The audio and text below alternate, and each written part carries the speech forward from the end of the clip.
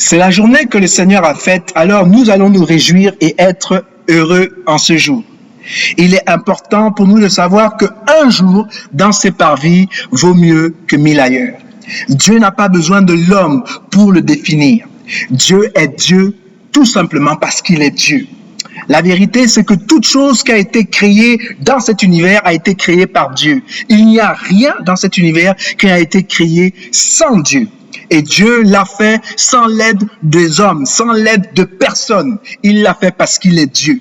Il est important pour nous de savoir que Dieu est souverain et que Dieu est une entité qui est au-delà de notre imagination même. C'est-à-dire que l'homme ne peut pas cerner Dieu. Dieu se révèle à nous et il se révèle à nous pas complètement, mais il se révèle à nous. Il y a des portions de sa personne à qui il se révèle et il ne se révèle pas à tout le monde de la même manière. Il faut avoir une intimité avec Dieu. Il faut chercher Dieu. Tôt le matin, il faut chercher Dieu de tout son cœur. La Bible déclare que alors que l'on cherche Dieu, il se laissera trouver par celui qui le cherche. Mais il est important pour nous. Il est déterminant pour nous que nous comprenions que la terre et tout ce qu'elle renferme appartient à Dieu et que Dieu n'a pas laissé le contrôle complet de son univers aux hommes. Dieu a quelque chose à dire parce que c'est lui qui a créé l'univers, c'est lui qui nous a créés et il s'attend à ce que nous coopérons avec lui et pas que lui, il coopère avec nous. Nous ne pouvons pas influencer Dieu, nous ne pouvons pas dicter à Dieu ce que Dieu doit faire, mais c'est Dieu qui nous dit ce que nous devons faire. Et si nous voulons améliorer la qualité de vie que nous voulons avoir, il nous faut nous soumettre à Dieu. Et j'aimerais pouvoir dire à chacun de vous aujourd'hui qu'il est important pour nous d'avoir la pensée de Dieu. Il est important pour nous de penser comme Dieu pense. Mais cela ne veut pas dire que parce qu'on pense comme Dieu pense, qu'automatiquement nous sommes les égaux de Dieu. Non, Dieu est toujours l'être suprême. C'est toujours l'être auquel nous devons nous venir et nous humilier, nous agenouiller devant ce grand Dieu. Oui, nous sommes la création et il est le créateur. Et nous ne pouvons pas substituer cela. Nous ne pouvons pas agir comme si il n'y avait pas de Dieu, ou nous ne pouvons pas agir comme si nous-mêmes, nous étions des dieux. Et même quand on crée des dieux pour pouvoir essayer de pouvoir égaler ce que Dieu fait, nous nous rendons compte très vite qu'il n'y a point d'autre Dieu que Dieu. Car tous les autres dieux ne sont que les œuvres des hommes ou l'imagination des hommes. Ce sont des dieux que nous créons de toutes pièces, qui ont des yeux mais qui ne peuvent voir. Par conséquent, ils ne peuvent pourvoir à nos besoins. Ce sont des petits dieux qui ont des oreilles, qui ne peuvent pas entendre. Alors lorsque nous prions, lorsque nous crions vers eux, ils ne peuvent agir en notre faveur parce que leurs oreilles sont bouchées. Oui, on leur crée peut-être des mains, mais ils ne peuvent agir parce qu'ils sont créés de toutes pièces par nous-mêmes. Tandis que la Bible nous déclare que Dieu, sa main n'est pas trop courte pour pouvoir agir. Dieu n'agit pas par la foi. Dieu déclare, et ce qu'il déclare est établi. Ce qu'il dit, c'est ce qui est. Il n'y a pas de débat. Et lorsque Dieu ordonne quelque chose, personne ne peut renverser, personne ne peut annuler ce que Dieu fait. Il est important pour nous de savoir où nous sommes, où nous devons nous tenir par rapport à Dieu. Oui, Dieu a décidé qu'il va travailler avec l'homme. Oui, Dieu a décidé de faire de nous ses partenaires. Il a décidé de manifester sa gloire et sa puissance au travers de nous. Et nous nous réjouissons de cela. C'est Dieu qui a dit et qui nous a mis dans le jardin et qui a dit que nous allons dominer la terre et que nous allons fructifier la terre. Cependant, cela ne veut pas dire que nous sommes au même niveau que Dieu. La vérité, c'est que Satan a été précipité. Je dis bien précipité avec un tiers des démons des cieux parce qu'il a osé penser qu'il était l'égal de Dieu. Vous voyez, lorsque Dieu voit quelque chose, il voit cette chose-là comme étant un point. C'est-à-dire que ce point-là, dans ce point-là est contenu le commencement de cette chose, le déroulement de cette chose et bien entendu la fin de cette chose.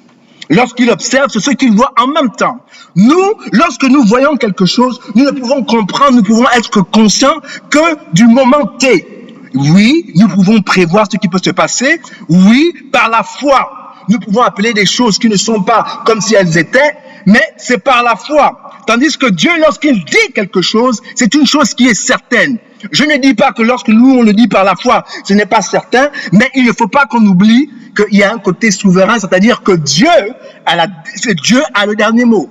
C'est Dieu qui décide ce qui va se passer ou pas. Et c'est lui qui n'est pas contrôlé ni par le temps, ni par l'espace. En fait, le temps est en Dieu et l'espace est en Dieu. Et Dieu contrôle toutes ces choses-là en même temps. Dieu connaît mon cœur, il connaît ton cœur, il connaît le cœur de tout le monde dans la planète. Et il sait exactement ce qui se passe partout au même moment. Pourquoi? Parce que Dieu est omniscient, c'est-à-dire qu'il connaît toutes choses. Et Dieu est aussi omnipotent, il est le Tout-Puissant. Il est important que nous prenions conscience que notre Dieu est un grand Dieu. Et alors que nous avons pris conscience que notre Dieu est un grand Dieu, nous pouvons nous approcher de Dieu avec crainte et tremblement et respect. Nous ne pouvons pas nous approcher à Dieu n'importe comment. Nous devons nous approcher à Dieu avec une attitude de révérence. Nous devons nous approcher vers Dieu en esprit et en vérité. Nous devons venir auprès de Dieu comme le Dieu qu'il est. Non pas un Dieu avec un petit D, mais un Dieu avec un grand D. Je suis ici en train de dire que la terre lui appartient et tout ce qu'elle renferme. Ce que Dieu fait est bon. Pas de temps en temps, mais c'est bon en tout temps. Et Dieu nous révèle des choses petit à petit. Alors que l'on marche avec lui et vers lui, il nous révèle beaucoup de choses. J'aimerais pouvoir rappeler ici à chacun de vous, imaginez-vous un peu que Dieu avait dit à Joseph que oui, Joseph, non seulement tes frères vont s'agenouiller devant toi, mais avant que tes frères s'agenouillent devant toi, ils vont chercher à te tuer. Ils vont te mettre dans un puits. Ils vont te vendre chez Potiphar. Et chez Potiphar, tu vas souffrir. On va t'accuser de viol. On va t'accuser de beaucoup de choses et on te jettera en prison. Mais malgré cela, je vais te restaurer. Non, Dieu n'a pas dit ça. Dieu lui a seulement montré le bon côté, c'est-à-dire le côté qui lui permettait le côté qui lui reflétait la gloire, le côté où il savait qu'un jour, ses frères allaient s'agenouiller devant lui. Et un jour, il allait avoir la présence et la puissance de Dieu se manifester dans sa vie. Mais Dieu ne lui a pas donné tous les détails. Parce que si Dieu lui avait donné tous les détails et qu'il avait dit ça à son père, je vous garantis que Jacob n'aurait jamais envoyé Joseph aller voir ses frères. Jacob aurait tout fait pour pouvoir préserver son fils près de lui, pour que jamais ses autres frères aient la possibilité de lui faire du mal. Joseph lui-même ne serait jamais parti vers ses frères, parce qu'il savait, parce qu'on lui a dit, parce que Dieu lui avait révélé que ses frères voulaient lui faire du mal. Je suis ici en train de vous dire que la raison pour laquelle il est important pour nous de mettre notre foi en Dieu, c'est parce que Dieu connaît la fin de toutes choses. Il nous faut avoir la pensée de Dieu si nous voulons réussir dans cette vie. Nous devons avoir la pensée de Christ si nous voulons que Dieu manifeste sa gloire et sa puissance dans notre vie. Alors aujourd'hui, j'aimerais parler d'un sujet. Et ce sujet, c'est la pensée de Dieu, la pensée de Christ. Nous devons nous armer de cette pensée. Nous devons prendre la pensée de Dieu et nous accaparer de cette pensée. Cela ne veut pas dire que parce que nous avons pris la pensée de Dieu, que maintenant nous sommes des dieux et que nous devons agir comme si nous étions Dieu, parce que nous ne le sommes pas. Nous devons rappeler que nous sommes la créature et que Dieu est le créateur. Il y a beaucoup de pensées dans le cœur de l'homme. Mais le conseil de l'Éternel, c'est là ce qui s'accomplit, dit Proverbe 19, verset 21. Mes pensées ne sont pas vos pensées, et vos voix ne sont pas mes voix, dit l'Éternel.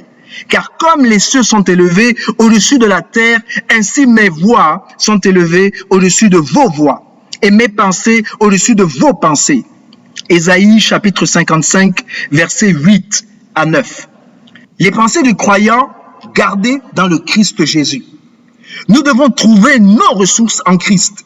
Quelles sont les ressources du croyant pour marcher et plaire à Dieu ici-bas? Dans 1 Thessaloniciens, chapitre 4, verset 1, la Bible nous déclare « Elles sont toutes en Christ ».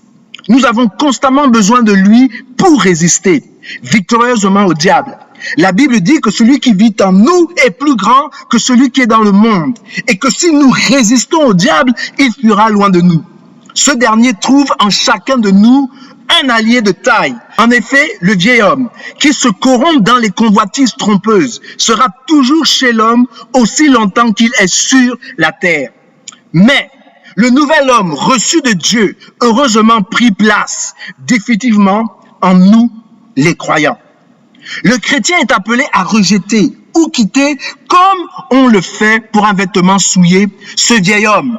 Il est renouvelé spirituellement dans son intelligence, dans son entendement. Dans Romains 12, verset 2, la Bible déclare: il revêt alors le nouvel homme formé lors de la nouvelle naissance, créé selon Dieu, en justice et sainteté de la vérité. Éphésiens chapitre 4, versets 22 à 24. Permettez-moi de me calmer un tout petit peu. Chers auditeurs, avez-vous appris le Christ? Éphésiens 4, verset 20. La vérité est en Jésus. Éphésiens 4, verset 21. Christ s'apprend, étudiez-le beaucoup, disait un frère. Au milieu d'une génération dévouée et pervertie, les chrétiens doivent briller comme des luminaires. Philippiens 2, verset 15. Et travailler, amener à bonne fin en travaillant à leur propre salut, avec crainte et tremblement. Philippiens 2, verset 12. Ceci implique une série d'opérations utiles. Il faut commencer par arracher en nous les mauvaises herbes, les pensées impures, les pratiques malhonnêtes, le mensonge. Nos pensées doivent être occupées de ce qui est en haut, où le Christ est assis à la droite de Dieu. Colossiens 3, verset 2. Apprenons à réaliser notre mort avec lui. Colossiens 3, verset 3. Nous aurons alors le discernement et l'énergie nécessaires pour mortifier nos membres qui sont sur la terre. Colossiens 3, verset 5. Oui, il nous faut veiller sur ce qui occupe nos pensées. Examinons ensemble un instant le domaine si dense et si varié de nos pensées. Dieu les connaît toutes parfaitement. David en a averti son fils en l'encourageant à chercher Dieu. Il lui a dit en essence, si tu le cherches, il se laissera trouver par toi. 1 Chroniques chapitre 28, verset 9. Nous faisons si souvent mauvais usage de cette capacité d'imaginer, d'inventer. Nous nous en servons pour concevoir du mal et le commettre ensuite, souvent en secret. Nous pouvons lire cela dans Psaume chapitre 73, verset 7, dans Proverbe chapitre 18, verset 11, dans 2 Pierre à partir du verset 1 jusqu'au verset, 2 Pierre chapitre 1, verset 16. Gardons dans notre cœur la crainte de Dieu. Elle fait hélas de plus en plus défaut.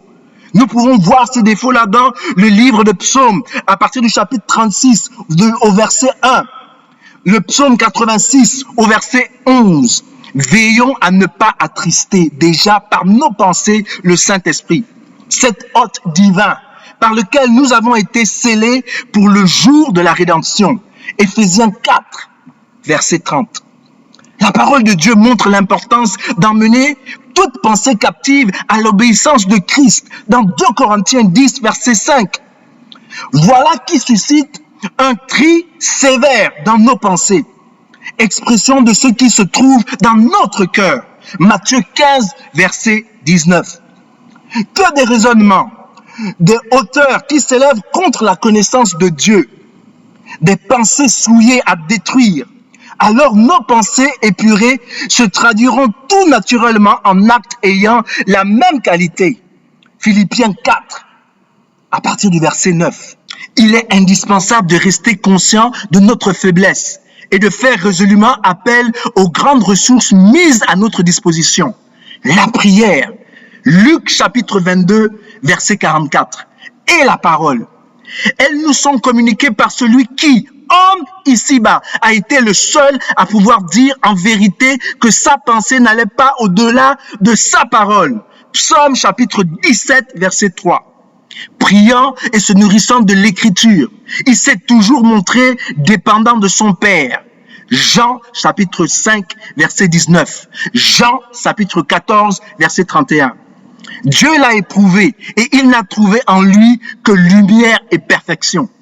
Comment peut-on éviter d'être assailli par de mauvaises pensées involontaires et haïes? Veillons d'abord à ne pas leur faire un nid où elles pourraient recevoir de la nourriture et se développer. Chassons-les au contraire immédiatement. Apprenons à dire avec le Seigneur, va arrière de moi, Satan, tu mets en scandale, car tes pensées ne sont pas aux choses de Dieu, mais à celles des hommes. Matthieu 16, verset 23. Pourtant, dans cette circonstance, celle de Pierre semblait simplement pleine d'affection. J'aimerais ici pouvoir vous dire que nous ne pouvons pas empêcher à un oiseau de circuler ou de survoler au-dessus de notre tête. Cela va être difficile et je le comprends. Cependant, nous pouvons empêcher à un oiseau de s'installer sur notre tête afin de faire son nid. La Bible est claire que celui qui vit en nous est plus fort que celui qui est dans le monde. Alors si nous résistons ces pensées fuiront loin de nous. Nous avons besoin de remplacer ces pensées qui sont négatives lorsque nous les chassons par des pensées qui sont positives. Nous devons les remplacer par les pensées de Christ. La vérité, c'est que le vide, l'espace n'aime pas le vide. Le vide ou l'espace doit être rempli. Nous ne pouvons pas laisser notre esprit errer. Il faut que notre esprit soit ancré quelque part. Et si nous enlevons notre esprit de là où il y a les ténèbres, que nous amenons notre esprit là où il y a la lumière, c'est-à-dire en Dieu, il nous faut nourrir notre esprit de la parole de Dieu. Alors que j'étais en train de faire des études bibliques, je me rappelle dans mon jeune âge, un adage qui disait qu'il faut absolument nourrir notre esprit. Et on nourrit notre esprit avec notre âme. Donc on nourrit notre âme de la parole de Dieu quand notre esprit n'en a pas besoin. Afin que quand notre esprit a besoin de cette nourriture spirituelle, notre âme va nourrir notre esprit. Je le redis autrement. Nourris ton âme quand ton esprit n'en a pas besoin, afin que lorsque ton esprit en a besoin, ton âme va nourrir ton esprit. Ne soyons pas trop occupés de nous-mêmes. Il ne faut pas négliger le jugement de nous-mêmes. Ce que nous faisons, hélas, souvent, mais ne soyons pas non plus trop occupés de nous-mêmes. Plutôt que de ne pas s'occuper de soi, on préfère encore en dire du mal, affirmer quelqu'un. Nous avons vite fait de faire du moi un centre, alors que nous ne sommes rien. Galates 6, verset 3. Par la grâce qui m'a été donnée, écrivait l'apôtre Paul, je dis à chacun de ceux qui sont parmi vous, de ne pas avoir une haute opinion de lui-même, au-dessus de ce qu'il faut, mais de penser de manière à avoir de saines pensées, selon la mesure de foi que Dieu a départie à chacun. Romains 12, verset 3. Si nous marchons sous les traces du Seigneur, Philippiens 2, verset 5. C'est avec une grande humilité que nous penserons devant lui à la part de ses rachetés, à l'immense grâce de Dieu dont ils sont les objets. 1 Pierre, chapitre 5, verset 12. Souvenons-nous de David. Il aurait voulu faire quelque chose pour l'Éternel, lui bâtir une maison. Mais Dieu lui répond, c'est moi qui ai tout fait pour toi. Que restait-il alors à faire pour ce roi? À rendre grâce. Assis devant l'Éternel, il s'écrie, oui, qui suis-je, Seigneur éternel, et quelle est ma maison que tu m'as amenée jusqu'ici? 2 Samuel, chapitre 7, verset 18. Ce sont les mêmes sentiments qui animent Méphibosheth, le fils de Jonathan. Alors, à l'autre bout de l'échelle sociale, au moment où David l'invite à s'asseoir tous les jours de sa vie à sa table, il se prosterne et il dit, « Qu'est ton serviteur que tu aies regardé un chien mort tel que moi ?» 2 Samuel chapitre 9, versets 8 à 11. Telle est la bonté de notre Dieu, et il convient que nos pensées en soient remplies. Il a tout fait pour nous acquérir le salut. Il est notre repos et notre espérance pour l'immense avenir. C'est ce que nous exprimons dans ce cantique. Tu nous as tout donné, ô Dieu, en Jésus-Christ, suprême don. Par lui, nous entrons au saint lieu. Par lui, nous bénissons ton nom. Ô Père, fais-nous mesurer de ton amour l'immensité et que déjà, sans se lasser, nos cœurs célèbrent ta bonté. Nos pensées doivent être gardées dans le Christ Jésus. Déchargeons nos cœurs par la prière de tout ce qui serait de nature à bouleverser, à troubler nos pensées. 2 Thessaloniciens, chapitre 2, verset 2. Dieu y versera sa parfaite paix, et celle-ci gardera nos cœurs et nos pensées dans le Christ Jésus. Philippiens 4, verset 7. La parole propose d'éprouver nos pensées en les faisant passer dans une sorte de filtre. Ce qui occupe en ce moment notre esprit, est-ce vrai? Est-ce honorable? Est-ce juste? Est-ce pur? Aimable? Est-ce que c'est bon? Est-ce que c'est une bonne réputation? Y a-t-il quelques vertus dignes d'éloge? Si nos pensées supportent un tel examen, le Dieu de paix sera avec nous. Philippiens 4, verset 9. L'apôtre pouvait ajouter, ce que vous avez appris, reçu, entendu, vu en moi, faites-le. Philippiens chapitre 4, verset 8 à 9. Il est important qu'un bon enseignement soit confirmé par la conduite de celui qui le présente. Nos pensées doivent aller aussi vers l'ensemble du peuple de Dieu. Prions pour nos immenses besoins. Celui qui seul peut y répondre et les combler est à l'écoute. Dieu s'est acquis l'assemblée au prix du sang précieux de son propre Fils. Acte 20, verset 28. On comprend que, à ce prix, elle a pour son cœur. On comprend quel prix elle a pour son cœur et doit avoir pour le nôtre. Puissons-nous être en mesure d'affirmer avec l'apôtre Paul, il y a ce qui me tient à siéger tous les jours. La sollicitude pour toutes les assemblées. 2 Corinthiens chapitre 11 verset 28. Ces prières dans les épîtres en témoignent. Quelqu'un faisait remarquer que si notre cœur était vraiment rempli du Seigneur, Satan n'y pouvait rien mettre. C'est certainement le secret pour que rien ne vienne troubler notre communion avec lui et qu'il puisse trouver un peu de joie dans les pensées de son racheté. Arraché de l'ennemi, c'était le vœu formulé par l'apôtre Paul dans Galates chapitre 5 verset 17. J'aimerais pouvoir dire à certaines personnes ici que nous devons avoir la pensée de Christ si nous voulons pleinement vivre notre vie chrétienne. Il est important pour nous d'avoir des pensées qui sont justes et qui sont honorables.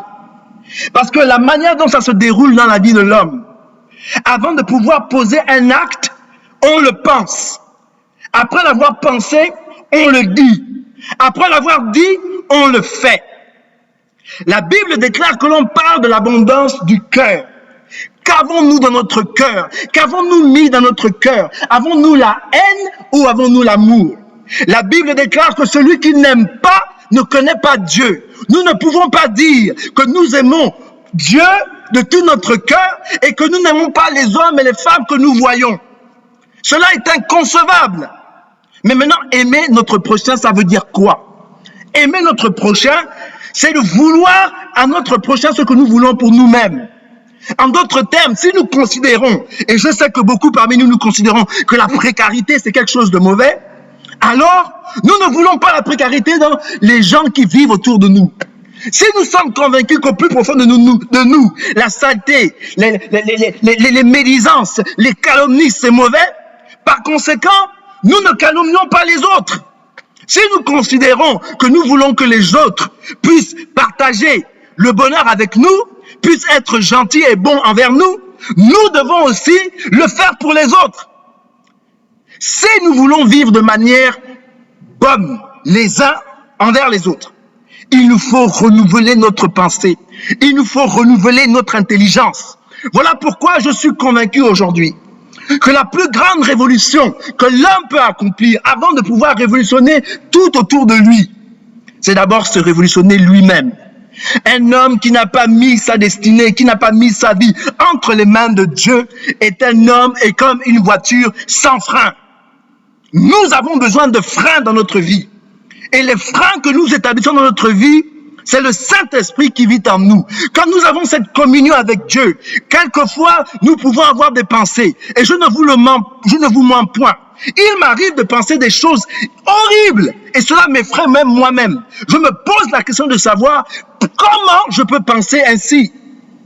Mais je bénis Dieu du fait que je connais sa parole, du fait que je connais son esprit, du fait que son esprit me guide. Et alors je me bats avec moi-même et je résiste au diable. Et parce que Dieu vit en moi, il fuira loin de moi. Je ne suis pas différent par rapport aux autres hommes. La seule différence que j'ai, c'est que j'ai compris que j'ai une dette, j'ai contracté une dette. Et il y a beaucoup d'autres aussi qui ont compris cela avec moi. Nous avons contracté une dette que je ne pouvais pas payer. Jésus est venu et il a payé cette dette-là que lui n'a pas contractée. Nous avons tous eu besoin de quelqu'un qui puisse nous purifier, nous sanctifier, qui puisse renouveler notre intelligence. Et je vous le garantis, depuis que Christ est rentré dans ma vie, depuis que j'ai laissé la parole de Dieu influencer ma vie, je fais ce qui est juste et je m'attelle à faire ce qui est juste. Et quand il m'arrive de trébucher, je n'ai pas honte de me relever. Et la parole de Dieu qui déclare que le juste tombe 7 fois, mais 7 fois il se relève, je la comprends. Parce que très souvent, je me suis posé la question de savoir si il est juste, pourquoi il tombe? Il est juste pas parce qu'il est tombé. Il est juste parce qu'il s'est relevé. Alors je voudrais encourager les hommes et les femmes ici qui m'écoutent. Si vous vous êtes perdus, si vous avez pris un mauvais chemin, ressaisissez-vous. Tout n'est pas terminé. Tant que votre cœur bat, il y a de l'espoir. Tant que vous vivez, vous avez la possibilité de vous réconcilier avec le Créateur. La Bible déclare que Dieu renouvelle ses compassions et son amour envers nous chaque matin. La Bible dit que si nous nous approchons de Dieu, il se rapprochera de nous. La Bible dit que quiconque invoque le nom du Seigneur sera sauvé. Je vous invite donc à invoquer son nom. Je vous invite donc, dans votre misère, dans vos problèmes, dans vos difficultés, d'appeler au nom de Dieu.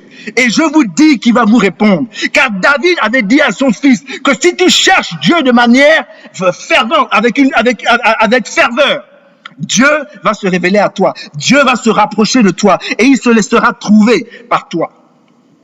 Je ne dis pas ici que la vie sera simple tout simplement parce que vous avez accepté Christ. Mais ce que je suis en train de dire, c'est que la vie sera beaucoup plus agréable parce que toutes les difficultés que vous allez rencontrer, vous n'avez pas besoin de les rencontrer seuls. Vous pouvez les rencontrer et vous pouvez traverser ces difficultés-là avec Dieu. Et parce que Dieu est à vous et avec vous, vous avez la certitude que vous allez gagner. Vous avez la certitude que vous allez être plus que vainqueur. Car la Bible déclare que celui qui met sa confiance en Dieu ne sera jamais déçu et que ses ennemis ne triompheront jamais contre lui. Mes frères et mes sœurs, ceux qui m'écoutent, le Dieu que nous servons est un grand Dieu. Renouvelons notre pensée. Pensons différemment. Pensons ce qui est juste. Car ce qui est juste, quand nous le pensons, nous attirons aussi vers nous ce qui est juste. N'entretenons pas au plus profond de nous-mêmes ce qui est ténébreux. Car lorsque nous entretenons ce qui est ténébreux, on invite les ténèbres dans nos vies. Et notre vie devient sombre. Et notre vie devient une source où on est complètement démoralisé. Je suis ici en train de vous dire que quand bien même le ciel est sombre, quand bien même il fait nuit, c'est seulement lorsqu'il fait assez sombre qu'on peut voir les étoiles. Et que je peux vous garantir qu'après chaque nuit, il doit avoir un matin. Le matin va se lever. Pendant la nuit, nous avons pleuré. Pendant la nuit, il y a eu des grincements de dents. Mais la joie vient avec le matin. Mais vous vous levez avec qui? Vous vous levez avec quelle pensée? Vers qui vous tournez vos regards? La Bible dit que je lève les yeux vers les montagnes, d'où me viendra le secours? Car le secours me vient de Dieu qui créa le ciel et la terre. Vous, lorsque vous vous levez le matin, lorsque vous êtes en difficulté, vous levez les yeux vers qui? Ou vers quoi? Si vous levez les yeux vers le Seigneur, je vous garantis que c'est de là que viendra votre secours. C'est de là que viendra votre aide. Car à la fin de la journée, ce que nous voulons tous entendre, rentre dans la paix de ton Sauveur, rentre dans la paix de ton Seigneur, bon et fidèle serviteur. Tu as été fidèle dans les petites choses. Maintenant, dans mon royaume, je vais te confier des grandes choses. Voilà ce à quoi nous devons espérer. Mais pour cela, ici-bas, sur terre, nous devons marcher selon les principes et les préceptes de Dieu. Nous devons marcher selon les désirs de Dieu. Nous devons faire ce qui est agréable à Dieu afin de vivre pleinement ce que Dieu a pour nous. Merci beaucoup de m'avoir écouté. Que Dieu vous bénisse et que Dieu vous fasse énormément de bien. Amen.